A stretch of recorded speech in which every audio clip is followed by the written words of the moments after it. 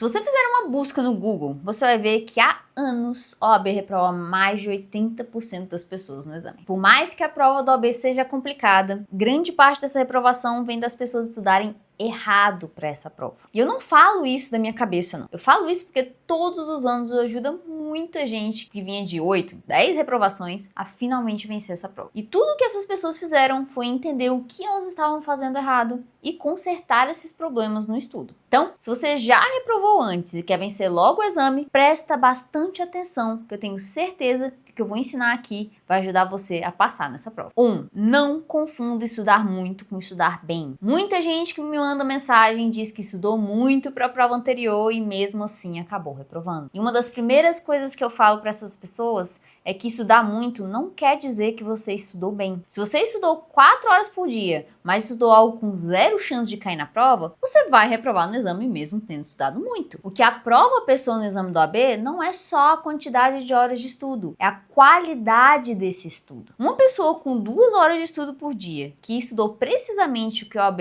gosta mais de cobrar, tem muito mais chances de passar no exame do que quem estudou 8 horas por dia, mas estudou sem foco. Quem me acompanha aqui no canal sabe que um dos primeiros passos de um estudo estratégico é você saber exatamente aquilo que vai focar no seu estudo. Que a OAB tem 80 questões na prova. Isso quer dizer que dos 5 anos do curso de Direito, ela tem que deixar muito conteúdo de fora da prova e selecionar apenas alguns assuntos para aparecer no exame. Para você ter ideia, até hoje a OAB cobrou cerca de 1/3 do vade-mecum no exame. Ou seja, 2/3 do vade-mecum nunca caíram na prova. Então, vamos supor que você estudou muito, mas estudou esses 2/3 que nunca caíram na prova. As suas chances de passar são praticamente zero. Mas, Rayane, como eu sei o que eu priorizo no exame da OAB, então? Simples. O que foi relevante para a OAB em um exame tem grande chance de permanecer importante em outros exames também. Para você ter ideia, os alunos do meu método só estudam os assuntos e artigos que eu separo na minha análise. E essa análise é 100% baseada nas provas passadas da OAB. No exame 45, por exemplo, os assuntos de 66 das 80 questões da prova estavam nessa análise. Então, quem seguiu bem essa análise e estudou como eu ensino nas aulas, tinha tudo para tirar mais de 60 pontos na prova. E efetivamente foi isso que aconteceu. Então, se você quer vencer a prova da OAB, você pode acessar o site da OAB agora, baixar as últimas 10 provas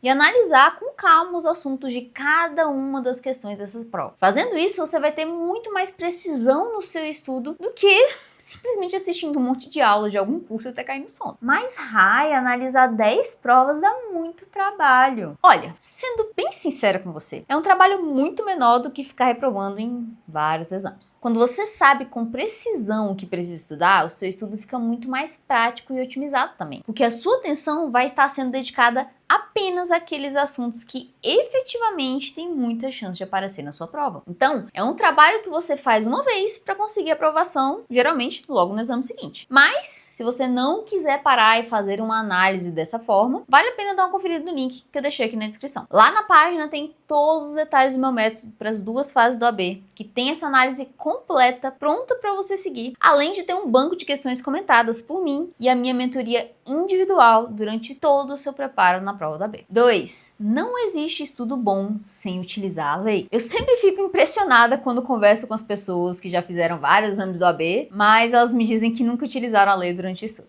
Isso para mim é completamente sem sentido, pois a prova do OAB, tanto a primeira quanto a segunda fase, são baseadas completamente na lei. Na primeira fase, em boa parte das questões, a alternativa correta é a cópia literal da lei, ou então ela com apenas alguns ajustes. Na segunda fase, é necessário construir uma peça inteira com base na lei, inclusive consultando essa lei durante a prova para conseguir fazer isso. Se a gente parar para pensar, quando a OAB criou o exame, o grande objetivo dela era identificar se a pessoa que está tentando ser advogada sabe ou não utilizar e interpretar bem a lei. Então, fazer um estudo para a OAB sem utilizar a lei é uma completa insanidade, mas que a grande maioria das pessoas faz. Se até hoje você sempre focou o seu estudo em apenas assistir aulas e revisões, com certeza isso está por trás de você não ter conseguido a sua aprovação ainda. No meu método, eu separo na análise o que os meus alunos precisam estudar, mas esse estudo não é feito por videoaulas longas. Meu foco é que meus alunos saibam utilizar bem a lei. Até porque a consulta à lei será super importante na sua segunda fase. Então, a pessoa faz o estudo consultando o assunto que eu separei diretamente na lei. Depois de ler a lei e aprender aquele artigo, a pessoa pratica com o meu banco de questões comentadas. Assim, a pessoa lê a lei, identifica aquela informação e verifica se gravou bem por meio das questões. Isso é o que eu chamo de estudo ativo, porque coloca você para pensar, coloca você em contato com essa ferramenta que é super importante para o exame. Resumo da ópera. Lembre-se de que a lei será sempre a sua melhor amiga no preparo do AB. Eu sei que consultar a lei diretamente deixa a gente com receio, mas hoje com a IA por aí você pode pedir para ela explicar algo que você ficou em dúvida. Então, use a lei no seu estudo. Quanto mais você usar, mais fácil será identificar os erros nas alternativas da primeira fase e mais fácil será acertar as questões lá na prova e também a consulta durante a sua segunda fase. 3. Prática da execução da prova é essencial. Muita gente vai para a prova da OAB sem nunca ter praticado a execução dessa prova antes. E isso é um problema sério, porque se pensarmos em termos de esporte, por exemplo, nenhum boxeador entra no ringue sem nunca ter feito uma luta de treino antes. A prova do OAB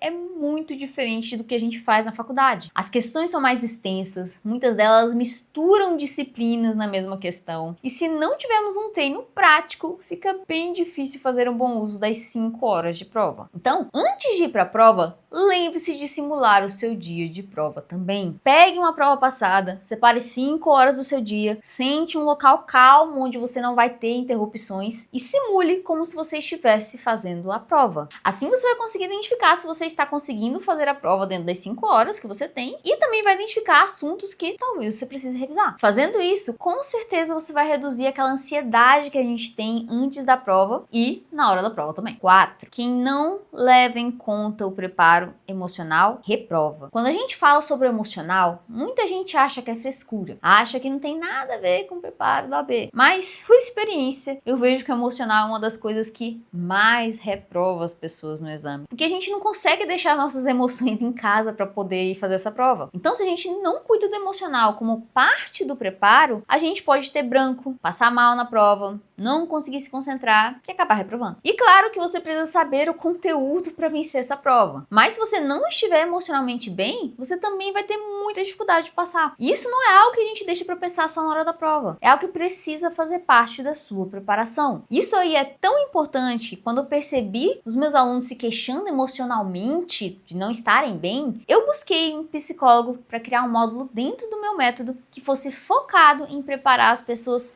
emocionalmente para essa prova. E fez muita diferença. Porque estando emocionalmente mais calma, a pessoa consegue estudar melhor e fazer uma prova com mais concentração também. Então, uma dica que eu dou para você é buscar técnicas de meditação, como mindfulness, por exemplo. Eu sei que meditação não é uma coisa super gostosa de fazer. Normalmente, quando a gente senta para meditar, a gente pode até ficar incomodado na hora. Mas esse processo de meditação diária ajuda a gente a acalmar a nossa mente e colocar a gente mais no presente, que é justamente onde o nosso estudo ocorre. Inclusive tem um livro chamado Mindfulness em 8 semanas, que é super prático, que eu gosto bastante. Nele o autor dá dicas práticas de exercícios que você pode fazer em 8 semanas, que dá para seguir muito bem em paralelo ali com o seu estudo. Se você analisar com calma esses 4 pontos que eu coloquei aqui e aplicar as mudanças aí no seu preparo, com certeza você vai fazer um melhor estudo e tem muito mais chance de passar na prova do AB. E se você quiser um passo a passo prático que prepara você para as 2 fases do AB e tem a minha mentoria individual durante todo o preparo até passar na prova, é só dar uma conferida no link que eu deixei na descrição. Lá eu explico como eu tenho ajudado pessoas a finalmente vencer essa prova, estudando menos tempo no dia e melhor. Fico muito feliz por ter me acompanhado aqui até o final e eu espero de coração que essas dicas ajudem você a vencer a prova